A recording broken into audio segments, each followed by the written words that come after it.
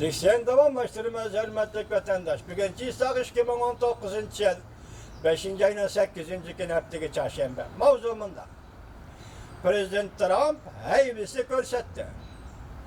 Tamoydu bedeni tertip saldı. Cungo matbuatlarının zuvanı tutuldu.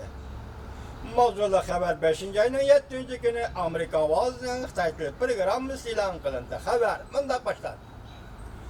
Washington, Amerika Qo'shma Shtatlarının Prezidenti Trump tuyuqsiz qo'l silib, Jungodan import qilingan tovar mallar qo'yiladigan tamoyda bejini tartib soladigan bo'ldi. Bu to'g'rida gap qilolmay, Jungo matbuotlarining zuvoni tutilib qoldi. Ommaviy matbuotlar xabarni qamal qilishga boshladi. Amerika Sharq vaqti haftaning 1-kuni, ya'ni 5-ayning 5-kuni Prezident Trump arkadan Twitter'da fikir kaldırıp, Muşa haftaya Cuma günü yani 5. ayının 10. günüden başlap, Jungo'dan import kılıngan 200 milyar dolarlık duvar mallar koyulduğun başta, nöbetki 10%'in 25% götürdüğünlüğünü ilan kıldı. Bundan başka Jungo Amerika'ya eksport kılıp atkan kıymeti 200 milyar 250 milyon dolarlık Jungo'dan import kılıngan tuvar mallara nayt tez ardı 25%'in tamoyda beji koyduğunlığını ilan kıldı. Prezident Trump yanımında görsetti. Jungo ile soğudu sohbete devamlı şuvatıdır. İlgirleş intayın asla ola yani Jungo qaytadan söhbet kurmakçı buluvatı. Lekin bu mümkün emas. Haftanın 1. gün ettiğin saat 7'den 8 minut ötkende Prezident Trump Twitter'da yana bir katım fikir kaldırıp mındak görsetti. Köp yıllardan beri Amerika izchil ziyan tartib geldi. Suudi tarafdan her yılı 600 milyardan 800 milyar dolargacha ziyan tartib geldi. Jungo Amerika Suudisida Amerika her yılı 500 milyar dolardan ziyan tartib geldi. Kechiring janoblar.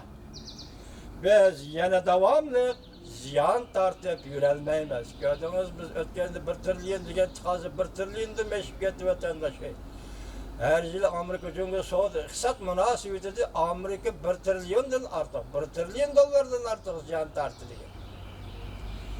Amerika Jungo munosabatiga cho'nqur ta'sir ko'rsatadigan bu voqea Jungo matbuotlarida tilga elinmadi. Haftaning 1. kuni, ya'ni ilk voqea deganda tamoyishni beji qo'ymoqchi bo'lgan voqea degan gap. Haftaning 1. kuni Jungoning raisi Xi Jinping yana aloqador matbuotlarning muhim titonidan o'rin oldi. Uning nima dehqonchilikda uyushmasilar, nima 4. mayni xotirlash, nima bir yo'l bir belbog' tashabbusi deydigan so'zlari gazet betlerini kapladı. Lekin bosh xabar, jiddiy xabar berdigan ish yo'q.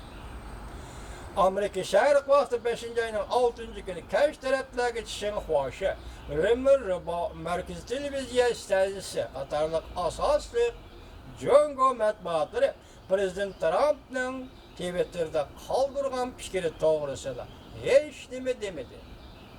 Tashqi ishlar ministrligining javobini qisqada xabar qildi. Jungo Tashqi ishlar ministrligi shu kuni muxbirlarni kutib olish yig'inida bayonotchi Geng Shuang Prezident Trumpning Twitter'da qoldirgan fikrining ta'sirini ojizlashtirdi. Aloqador masalalar to'g'risida muxbirlar savol so'raganda bayonotchi mundaq javob qaytardi. Jungo tovarlarga boj qo'yish to'g'risida Amerikaning tahdidi bir qancha qatim o'tirg'i chiqqan.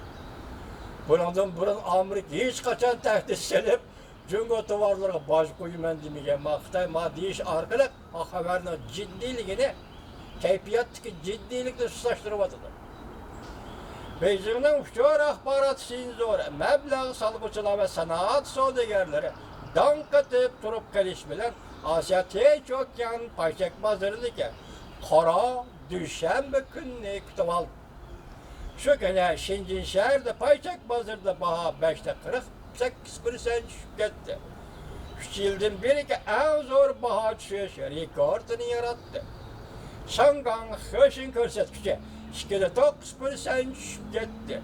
15 aydan beriki en zor baha düşüp ketiş rekordunu yarattı. Çünkü maliye matbuatı, maliye tori payçak bazarında baha düşüp ketkenlik haberini haber kılganda Amerika çünkü soda sörkülüşüde yana bir qatam tamojdi beji tumani besip geldi. Bazı torbet abonatları haberini anlagan deyken gitmiyorlar arkada bir-biriga yollaştı ve bir-birinden haber demişti.